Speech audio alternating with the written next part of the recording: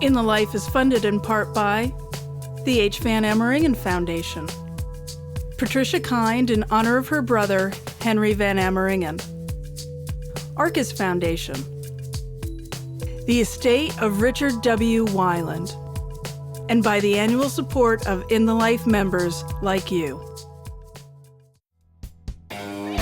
When the LGBT community comes together to have fun and commune with nature, these networks of support often celebrate and change societal perceptions about what it means to be gay.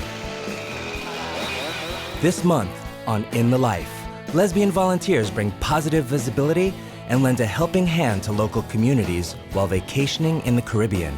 And then we visit rural Pennsylvania to experience the world of gay camping at Camp Oneida. Oh, we're here.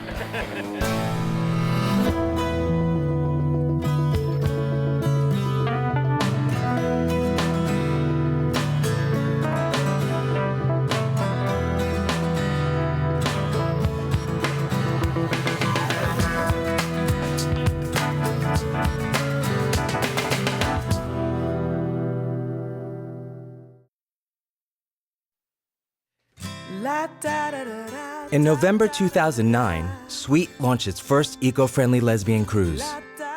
Companies like Sweet offer LGBT travelers a chance to make a difference in the local communities they visit. Whether it's cleaning up beaches or providing books and computers where they're needed, these Sweet volunteers, or Sweeties, are helping to do some good while on vacation.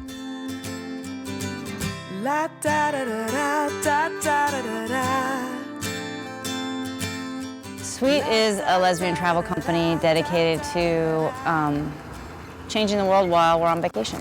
For years, we would go on these ships and get off and see poverty and beaches full of crap.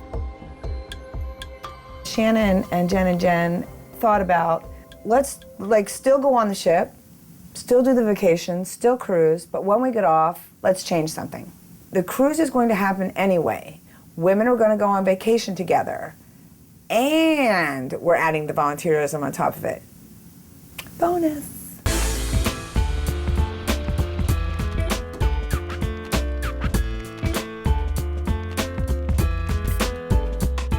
And I got a Spam can from Denmark. Buddha. At the first port of call, Costa Maya, Mexico, 150 Sweeties picked up over 200 giant bags of garbage. Mexico's coastline has the unfortunate happenstance of being in an ocean current that drags trash from all over the world and deposits it on Mexico's shores. 85% of this trash that we're going to pick up today was not generated in Mexico. You're not going to believe how much trash is out here. Seriously, it's going to break your heart. Let's take care of it. This is all like crazy dolphin choking material out here. Don't break my heart, Shannon. Okay, it's not nice. It's experiential education, right? When we were on that beach in Costa Maya that first day, and the women are, we're playing a game, collecting trash. Everybody can agree that it is really bad to be in paradise with a bunch of trash. I feel like we're a bunch of lesbian hunters and gatherers. Oh, that baby! Just in case, and somebody was probably really looking for this. We found all kinds of stuff, and without me having to preach, I don't have to say anything. People are like, I want to be more mindful of my trash. It was made fun. Yeah, we grabbed, some gloves and trash bag and picked up all this debris and got some stickers and some bug bites and all this kind of jazz. And, we're jumping in this awesome water and just the whole, we're all doing it together. And what I really wanted to happen was for the guests to then come to me and say, we can do more, work us harder, do this, do that. You spend most of your life taking away from the planet. And so now I'm proud as an African-American woman and being almost 50 to spend the second part of my life giving back. Shannon and I had a series of conversations about, what we wanted to be when we grew up and what we wanted our lives to look like. We don't have a bunch of money right now, so let's give our time, because time is really the greatest gift that you can give. We are ambassadors when we go on these community service projects we're bringing with us our really positive attitude and our belief that we can make a difference.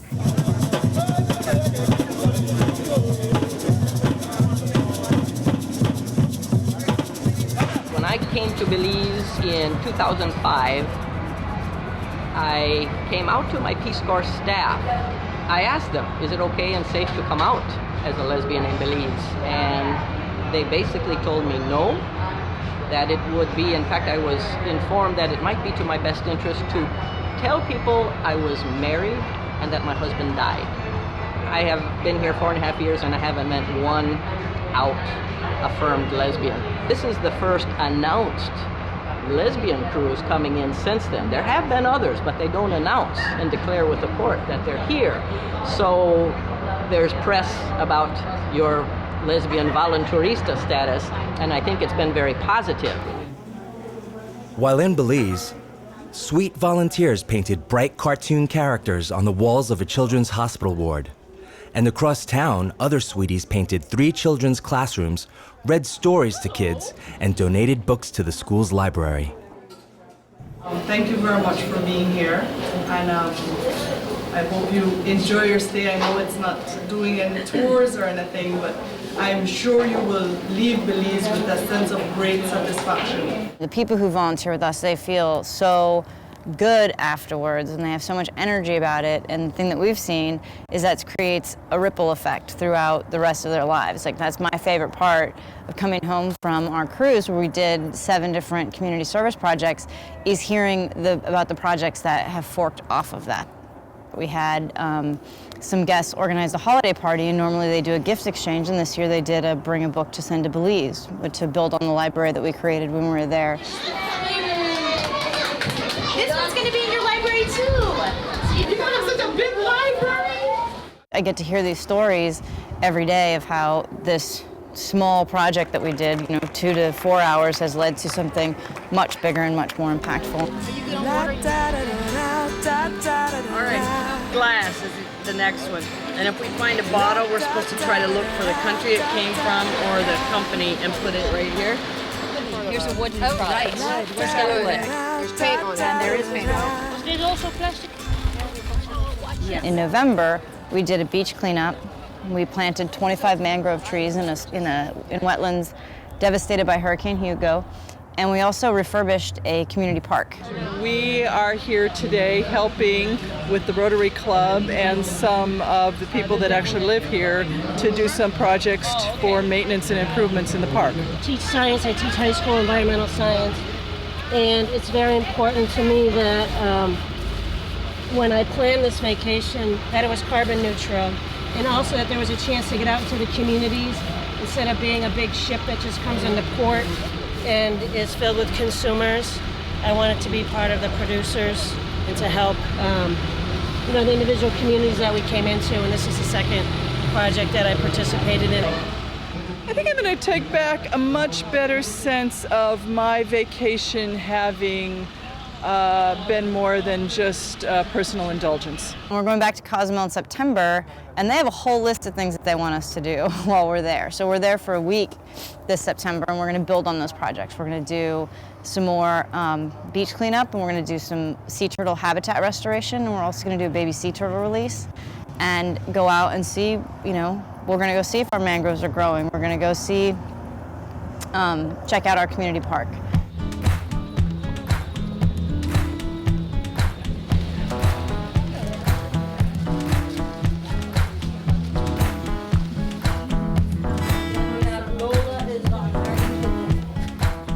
We're at the e-learning center in Roatan, and we've donated a couple of computers, and those are getting set up. 2 computers go down. Yeah. One is under there, one is in my car. They died last week. Your timing couldn't be better to bring 2 computers, so we're really grateful. The problem here is on our island we don't have enough schools for all the children. We have approximately 40,000 school-age children, and less than 25% actually go to school. It's great when you can see a kid say, I learned to read this year, and I am glad that you were here to show me how to do it, and My mom and my father are proud of me. The need is huge, and they need to be bilingual. It's a Spanish country, but it's an English island. So there are all these wonderful facets of our life here. So the learning centers are English and Spanish. The Sweet group was coming to the island, and they wanted to volunteer. I mean, this was totally new. We've never had this, so we said, love it. Yes, please bring them. The kids, they'll remember the computers, but what they're going to remember is all these crazy gringos who came down and painted and cleaned up and fixed their school. That's huge for them.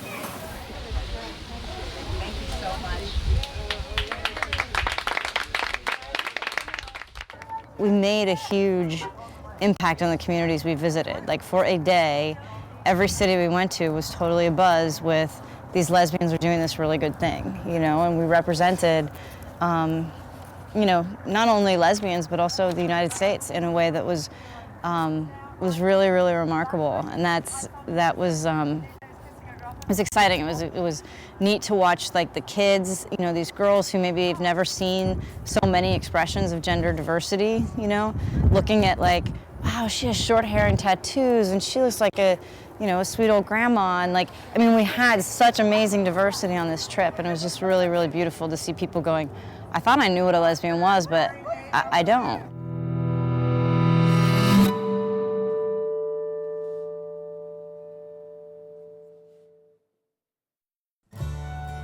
In rural areas all over the United States, there are campgrounds specifically for gay men and lesbians. It's a trend that's blossomed over the past few years with nearly 100 camps around the country. Camp Oneida, located in Pennsylvania, is one of these different kinds of camp.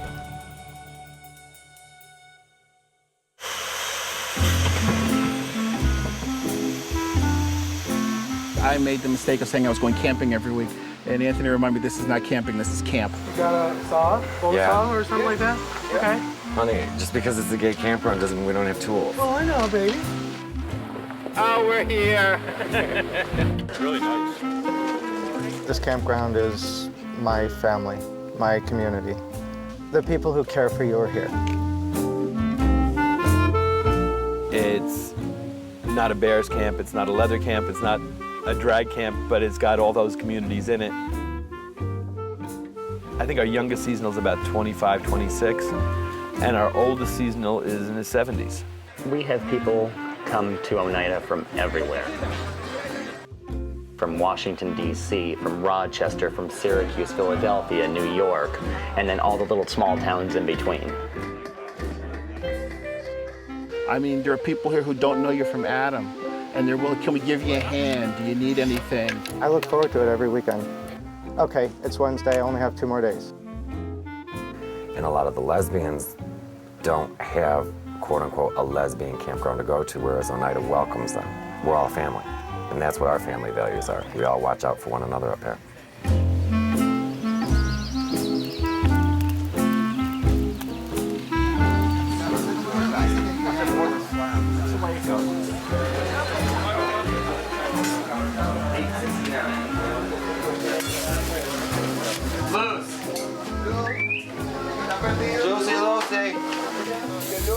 David, yours is up next.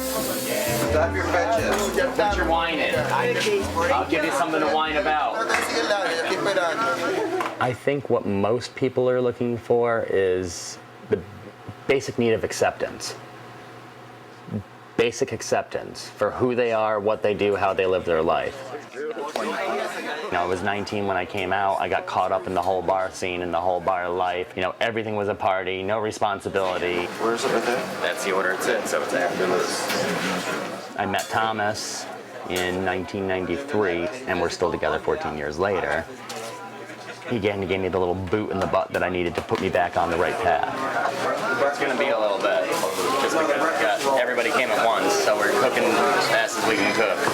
I started working here in 2000, and I actually took a very, very huge salary cut because I wanted to make sure this place was always here, because this was our home. Thank you. Yeah, no problem. I think both of us, in a sense, found that little missing link, you know, that little piece to make us complete. and it was family. Grab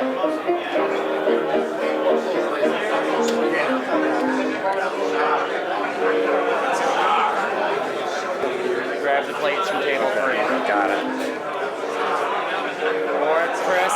Go to 4. Blackguard last.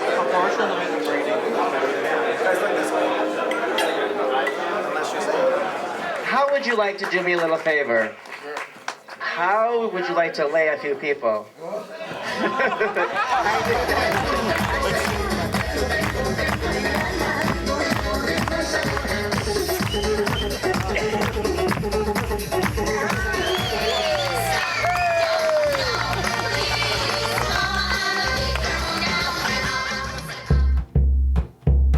I haven't seen any of the campground this weekend yet.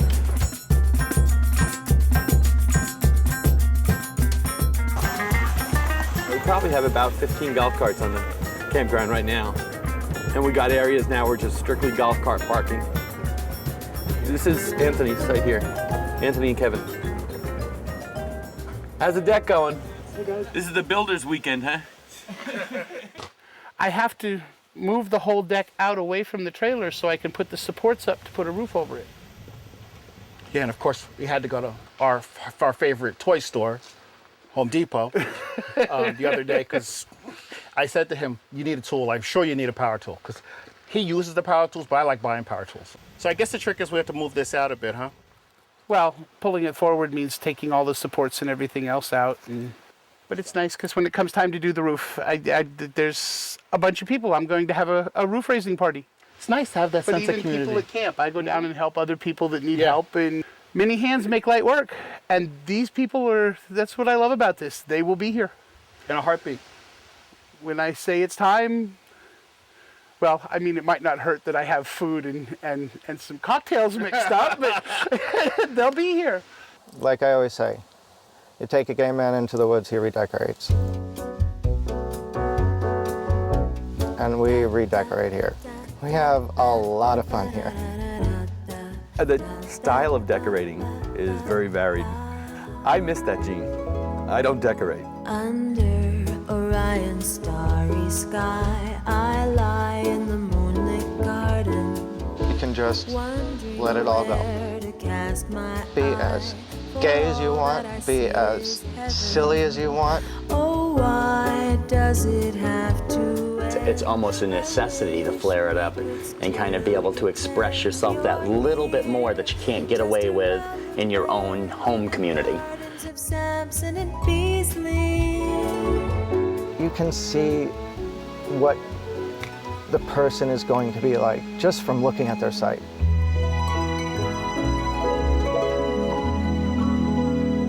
This was one of his pride and joys. He's put a lot of time and effort into just making this little garden. It's made up of things that we've collected over time. But it also reflects a lot of what's been going on at camp. Because like this, the hat with the glasses and the skull, we had a cocktail party where it was a Blues Brothers cocktail party. So the hat and the glasses wound up there. Like last weekend it was pouring down rain, so I couldn't do anything outside. So I wound up underneath the deck and I had chiseled our name in the plaque that's in the middle there. I'm out there tapping away. He says, "What are you doing?" I said, "Well, come and look." And I don't want to sound a little too mushy, but I'm going to. I met this man and fell in love with him 9 years ago. I just never knew it was supposed to be this good. New Jersey started the domestic partner. Right. We were the ninth couple in Asbury Park. We went down to Asbury Park that day. The law went into effect on a Saturday. He's like, "Well, why don't we wait and we'll do it on our anniversary?" He didn't want to remember one other date. It's really what it was.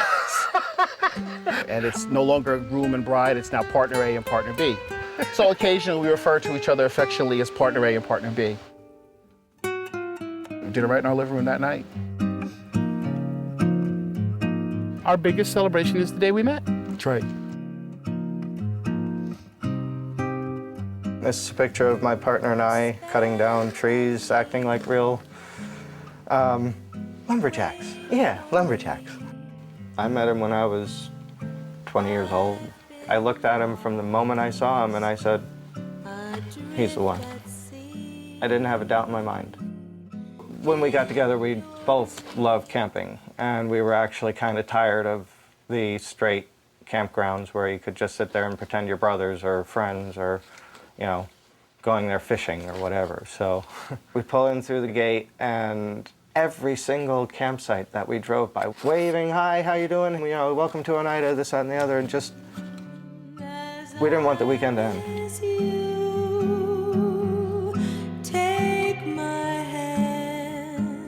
He was losing weight, feeling awful. He went from being the most healthy, strong guy to a man who was in so much pain he was in the fetal position crying on the floor. No warning, no nothing. He was diagnosed with cancer.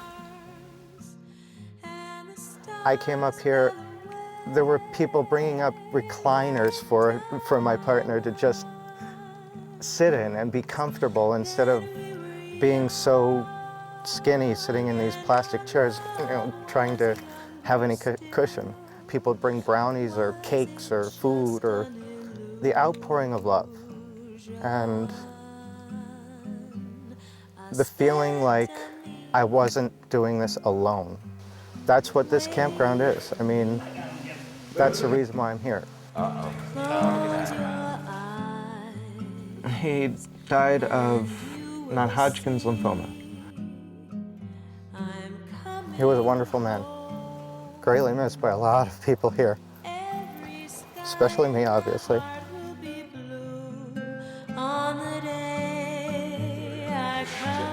This is good. This is good. I'll take that one. What do you got to do? Just walk under. Are we okay here? Yeah, well, you figure in stilettos, wigs are gonna hit right about here. Yeah, you're gonna Like, need to right. lop them right there. Well, some of us aren't garden gnomes, some of us are tall. This weekend would be Masquerade Weekend. This is really the last big hoorah for the season. You know what's gonna drive you crazy? This thing right here, that metal box, that's gonna drive you nuts. In every picture, all I saw was that damn plug box. Later on, I'll be dressed up. I do Alexis the Cone. I was a Miss Camp Oneida the previous year. I work here as a guy, you know, lift 100, 120-pound logs, and I'm walking around in 6-inch stiletto shoes. I've won 5 titles, and this was by far the best one I've ever won.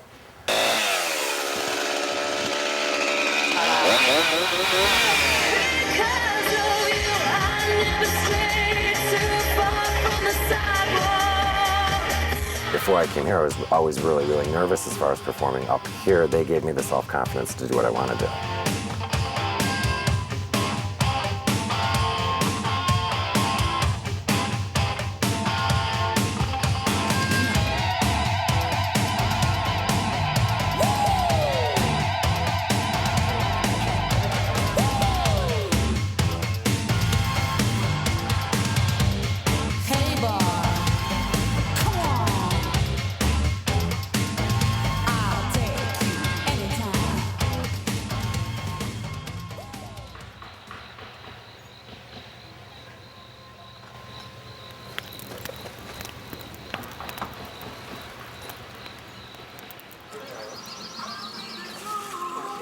That works.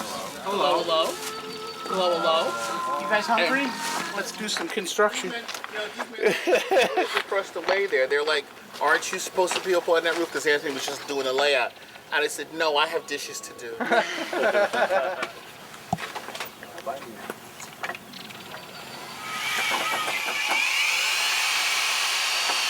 Next spring, it'll come off this way, over the deck. I'll put posts out here, come out this way, and enclose the deck. This is the last weekend here for the season. Where are the batteries? There should be another one right over on the... And then it's out of here tomorrow, 6 o'clock tomorrow. They wipe the codes, lock down the gate, and camp was closed till April. Officially closed. Makes it a hard weekend. It's hard to believe it. 6 months has already passed.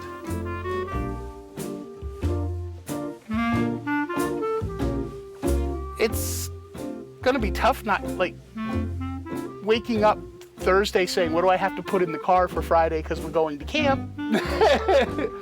So, I guess everything in balance. And it's wintertime. It's time to hibernate and get the stuff done at home. We're all friends. What's the old cliche? Lovers come and go, but friends are forever. And these people up here are forever. Because that's the sad part, is you don't know from season to season. God forbid somebody doesn't come back, so that's why we all try to stay close. Me, it's dark, I cannot see. Why does this rain pour down? I'm gonna drown in a sea of deep confusion.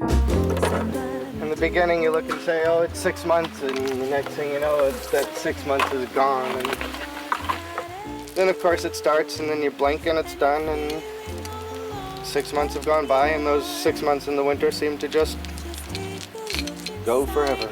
And you'll find you gotta hold on. Look up to the sky, something's coming up ahead to turn your tears to dew instead.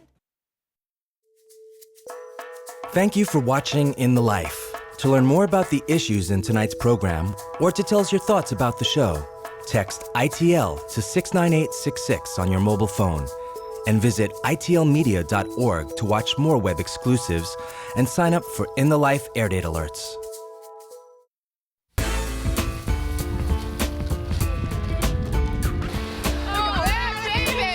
I got a Spam can from Denmark. It's a baby doll leg.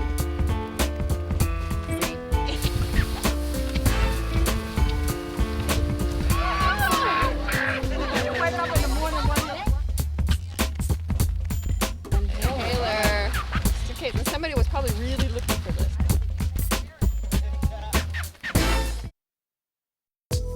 In the Life is funded in part by the H. Van Ameringen Foundation, Patricia Kind in honor of her brother, Henry Van Ameringen, Arcus Foundation, the estate of Richard W. Weiland, and by the annual support of In the Life members like you.